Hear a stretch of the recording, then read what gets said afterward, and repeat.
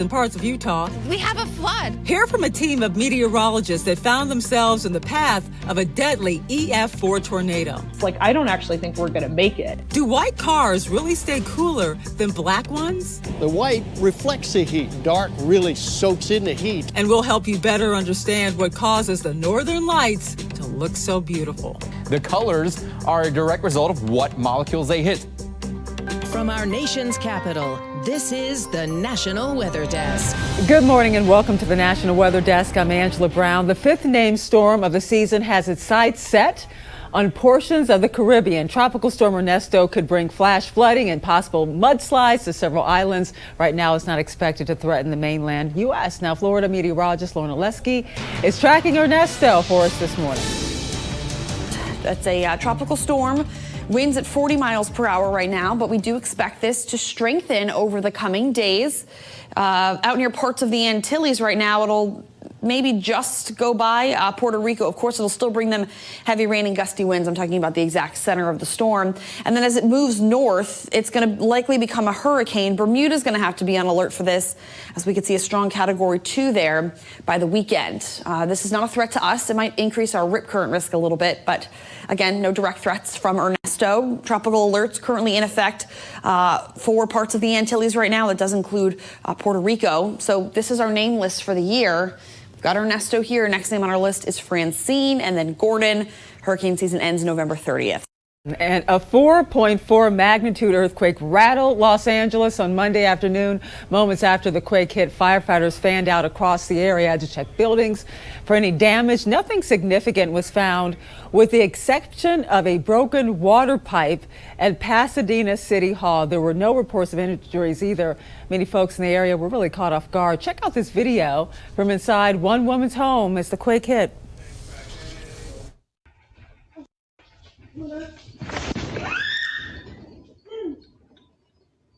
Well, both the woman and the dog in that house were fine, but she was not the only person who went running for cover. Jeff Wynn spoke with other people that felt that jolt. A security camera recorded the shaking inside Kindred Boutique in Highland Park, while a few doors down on Figueroa Street, Kitchen Mouse restaurant was shaking pretty good. Check out the vintage cookie jar rocking. Sous chef Will Sage was in the kitchen. And all of a sudden, kitchen had a nice big shake. Didn't last super long, but kind of freaked our dishwasher out. The shaking was strong enough to send two customers ducking under a table. At nearby Triple Beam Pizza, the customers in the dining area ran out. The lights were moving, the glass that's over here on this restaurant, the whole thing, you can see, it looked like a funhouse mirror. Like that, we're moving that pretty good. We showed up about 2 hours after the magnitude 4.4 quake, but the disco ball said otherwise. He's still up there hanging around. That's still moving from, that's perfectly still normally, but yeah, that's still moving. Back at Kitchen Mouse, the employees were as calm as a cucumber behind the counter. The director of operations was in the bakery at the time. We had some guests sitting in there that kind of jumped up really quick. In that space, you could hear all the coffee cups clanging and all the glass hitting each other. Everyone was okay, including Will Sage, who grew up in this area. I should be more earthquake ready than I actually am. I might take a few more things off the shelves. Strong storms brought heavy rain and intense hail to Utah on Monday. A viewer sent us this video to our sister station in Salt Lake City. There was so much hail, it almost looks like snow right there. Yesterday was the wettest day in the Salt Lake City region in over 3 months. The parched area desperately needed the rain, but it didn't come without any problems. It didn't come without problems. David Ochoa shows us what happened in one community. The rain started falling. Hillary Meekum took this video of her son enjoying the downpour on the trampoline. But shortly after that, things went from fun to serious. So I went out and he's like, we have a flood. In a short amount of time, a small lake had formed at the corner of their block in Lehigh. When I walked out to the street corner and saw it bubbling out of the manholes and that no water was going down the storm drain, I kind of panicked. Meekum says she was told that happened because the storm drains were blocked due to the nearby construction work. And she says it was the construction workers who helped save the day. They're on tractors, on sandbag duty, just doing everything they could to try to contain the water and not let it seep into our yard further.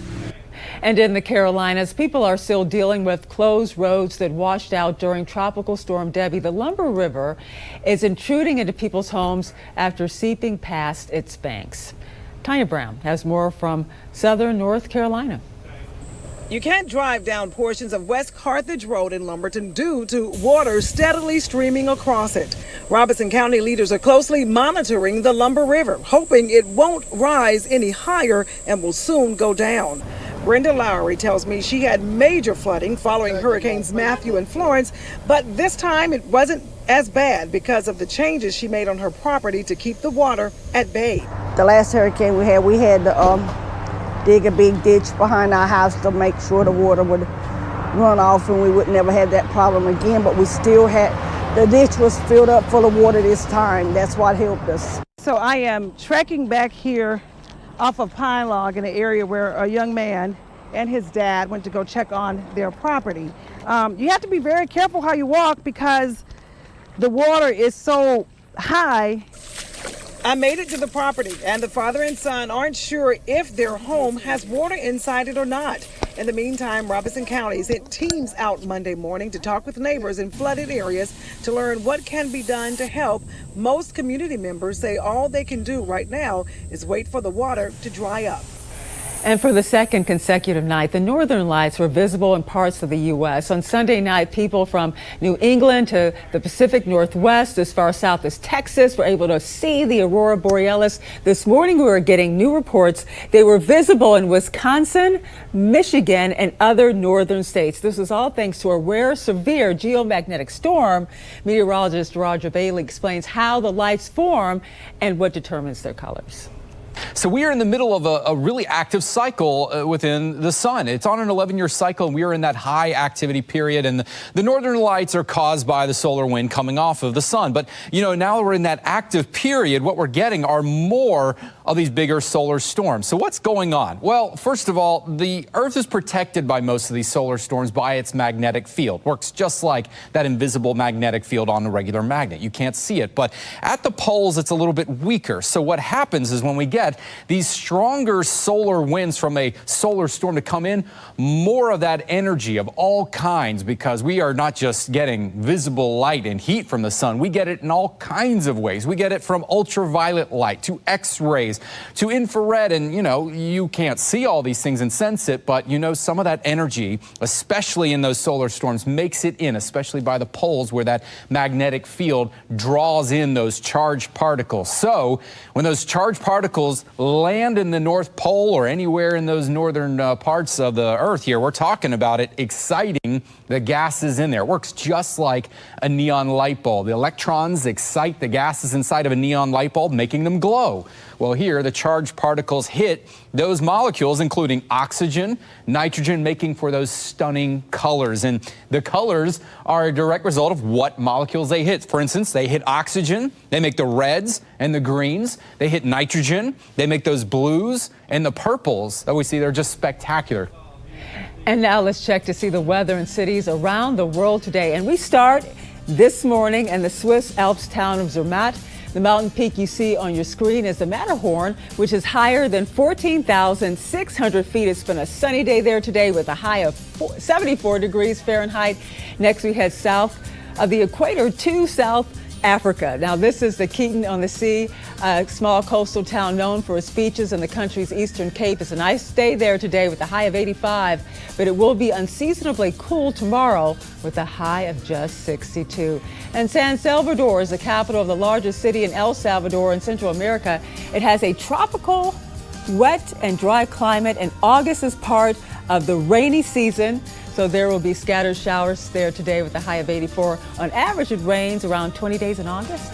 And we end our world tour of Banff, the most visited national park in Canada. It's known for the crystal blue waters in Lake Louise and world-class hiking. And it should be a great day to be out in the park with partly cloudy skies and also a high of 74 degrees. And coming up in the National Weather Desk, we'll hear from a team of experts about how mobile radars are helping us better understand tornadoes.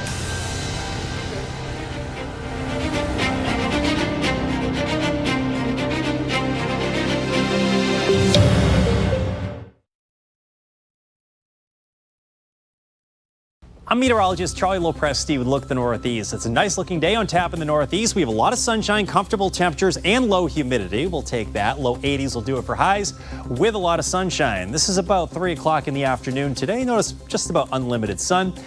We'll start our Wednesday with a lot of sunshine as well. Things will change by afternoon with some pop-up afternoon showers and thunderstorms. Most areas will be in the 80s. Parts of northern New England will stay in the 70s.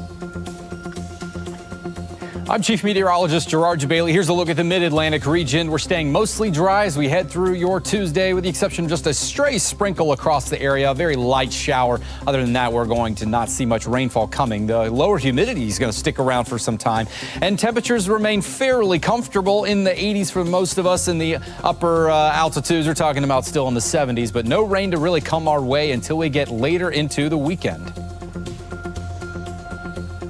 I'm meteorologist Charlotte Carl. Here's a quick check of your highs for this afternoon. Definitely on the warm side, with the exception of our North Carolina area in the mid 80s, upper 70s out in Asheville. Everywhere else is looking above average. We're looking at the mid and upper 90s in the Florida Peninsula. Also similar story up in Memphis, Little Rock, Jackson, Mississippi as well. Few showers expected along the coastline for our friends closer to the coast this morning. And then in the afternoon, we'll really see shower activity ramp up. It'll fizzle out overnight.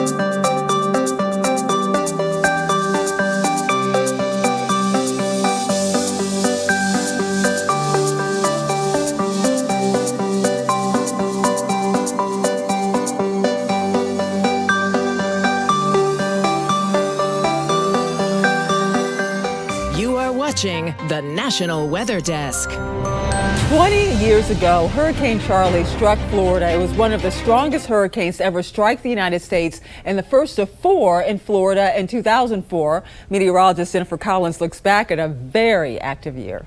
2004 was an active hurricane season for the Atlantic and Florida. Hurricane Charlie was the first of 4 hurricanes that year to impact the state. The storm was an important reminder to pay attention to the entire forecast cone. While most before the storm paid attention to the center forecast line, the actual path took one to the right of the original forecast cone, and Charlie rapidly intensified before landfall on August 13th as a Category 4 hurricane along the southwest coast of Florida, near the Fort Myers area. Charlie was the strongest hurricane to make landfall in the United States since Hurricane Andrew in 1992. Though the storm was small in size, it caused significant damage across the Florida Peninsula, leaving behind about $14 billion in damages.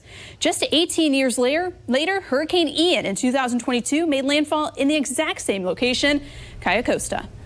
On May 21st, a deadly EF4 tornado tore through the town of Greenfield, Iowa. At the time, a research team deployed mobile radars and instrument packs into its path and captured the highest wind speeds ever recorded from a tornado. Now, Emily Gracie spoke to the Doppler on Wheels team to hear their story of that terrifying day.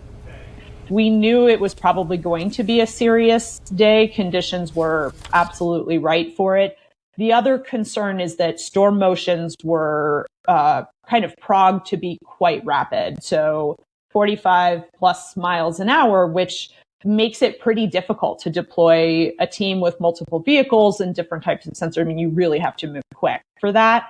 We ended up kind of more in chase mode, trying to stay ahead of it. And for a while, there were no tornadoes. It was actually kind of a fast moving QLCS kind of line with embedded rotating storms in it. And we were kind of riding along with the line.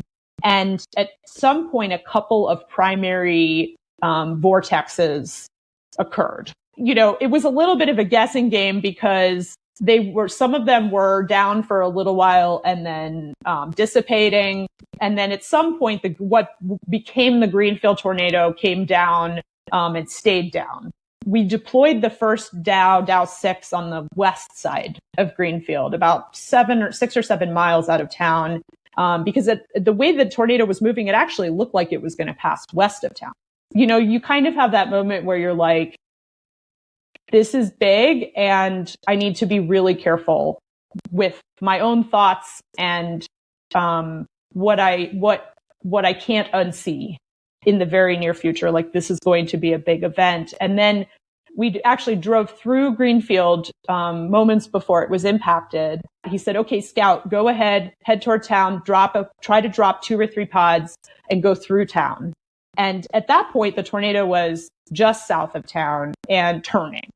And so I remember looking at our own radar scope and thinking, I don't think we have time for this. Like, I don't actually think we're going to make it. And to hear the rest of Jen's story, check out this week's episode of our podcast, Off the Radar. 2 other scientists on this project will also share their groundbreaking data that came out of it. Find Off the Radar anywhere you listen to your podcast or on our YouTube channel. A recent report says the Earth is finally getting a break from record-setting temperatures. July ended the 13 consecutive months when a new average heat record was set. Lee Stoll is in Seattle, Washington with more. Earth's run of record-setting heat has finally ended at 13 months. According to the European climate agency Copernicus, temperatures in July just missed the record set last year. Even if we are slightly below what we were a year ago, the global temperature is still at near record levels. The El Nino weather pattern, which normally warms the Pacific Ocean, spurred the heat streak. Now that it's passing, temperatures are cooling just a bit. We are still seeing at the moment, as we speak, is very high sea surface temperature, or much above average sea surface temperature, outside of the equatorial Pacific. So outside of the typical El Nino regions. Global temperatures averaged 62.4 degrees Fahrenheit in July, 1.2 degrees above the 30-year average, but not enough to break the previous record. July 22nd and 23rd were the hottest days ever recorded. In Seattle, the record was set on June 28, 2021, when the thermometer topped 108 degrees. Climate change has driven severe weather events like flooding in South Africa, a fatal landslide in Indonesia, and officials say more than 120 people died from record heat in Tokyo. The consequences of climate change have been seen for many years. They started before June 2023, and they won't end because this streak of records is ending. Well, most of the country has been under a heat dome at some point this summer. Meteorologist Joy Bettenhausen recently posted on Instagram about how and why it gets so hot under these pressure ridges. I think it's safe to say that it's been hot across the country this summer. I mean, in Oklahoma, we've had 6 triple-digit days so far. I know there was high heat and humidity across the Midwest, Northeast, and just out in the desert Southwest, and they've just been dealing with triple-digit heat, I think, since a few months ago. So you may have heard the term heat dome. Well, what does it mean? A heat dome is essentially a high-pressure ridge that's stuck over your region. You can see it here with this example over the desert Southwest, central, and southern plains. You could be in a blocking pattern where you have a strong low-pressure trough on either side, so really the pattern isn't going to move. And you can expect 90s, maybe triple-digit heat over a few days to up to a few weeks. Now, when you have high pressure aloft, that's where you get sinking air, and sinking air will warm. So if this continuously happens over a few days, you're just consistently having warm air, especially if it's stagnant, it's not moving anywhere, it's just going to sit over your location. Now, usually when you're stuck under the heat dome, it's hot and dry, right? You don't have any rain or any rain chances in the forecast. Well, up above the high pressure ridge, you can have showers and storms, thunderstorm complexes roll around the ridge. My mom was actually saying we've had days and days worth of rain, and she's in Illinois. Well, it makes sense. She was in that optimal position to receive those daily rainfall chances, while those to the south completely missed out on the rain. When it comes to heat, we are often told wear light colors and avoid black because black attracts the sun. But how does this impact your car? Are black cars hotter? Meteorologist Alex Garcia has the answer. Question that usually comes up, Are light-colored cars actually cooler than dark-colored cars? Well, when you take a look at this guy, you can see the temperature showing up with this. And of course, that's the albedo, that's the reflectivity, how much heat's being reflected. The white reflects the heat. Meanwhile, yeah, look at the temperature there. That temperature, that dark really soaks in the heat and really makes it hotter. So yeah, dark-colored cars are a little bit hotter simply because they're soaking up so much heat. But take a look at this, asphalt. Youch, my feet are melting. Time now for a short break, but first we take in views around Las Vegas, Nevada.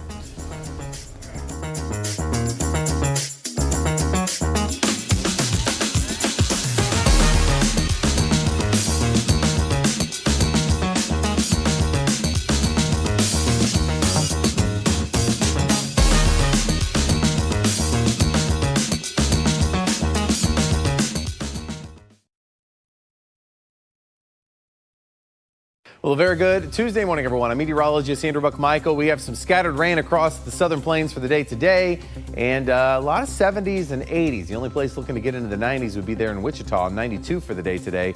And then it cranks up to 101 tomorrow in Wichita. Scattered thunderstorms slowly drifting their way east on Wednesday, and you can see that moving its way closer to the Great Lakes by Thursday, with, again, a lot of the temperatures still in the 70s and 80s, a few 90s there to the far south.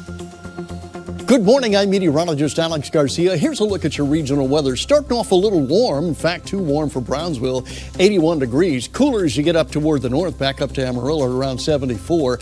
A weak system today will push up to the north as a warm front. We'll be watching scattered showers there, some sea breeze showers right up along the Louisiana and Texas coast. And the afternoon, wow, is it going to heat up. I'm meteorologist Alex Garcia. That's a look at your regional weather. Good morning. I'm meteorologist Rebecca Stevenson. Here's what's happening across the West. Cooler temperatures for the Pacific Northwest. However, we've got air quality that's still down to poor conditions for the wildfire activity that's going on, and critical fire weather conditions are still set up in parts of Nevada and southern Oregon. We have an area of low pressure that's keeping things cool and showery the Pacific Northwest, but showers and storms for much of the Southwest and the Four Corners is bringing in the threat of flash flooding. That's the scene from here.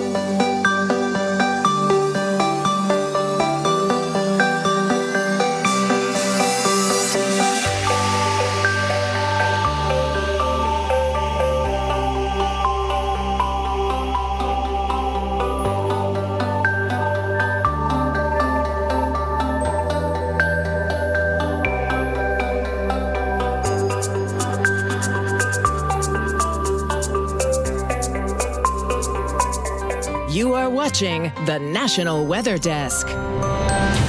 Wildfires in California have been putting out a lot of smoke, and that smoke can be a real danger to your health. Meteorologist Shannon O'Donnell explains why. Now, smoke is always a problem because it gets deep into your lungs because the particulate matter is so very small. You see the smoke particles there in red, just about 2.5 to 3 microns in size, much smaller than a grain of sand and smaller than a human hair as well, much smaller than even the comparably sized dust particles, but so tiny that they can get deep into the lungs and they make you start to feel pretty crummy, frankly. If you suffer from any breathing difficulties, including COPD or asthma, chances are you're really going to struggle when that smoke starts to fill on into your region. Also starting to feel some irritation in the eyes, nose, and throat as it just starts to seep on in and get into your body.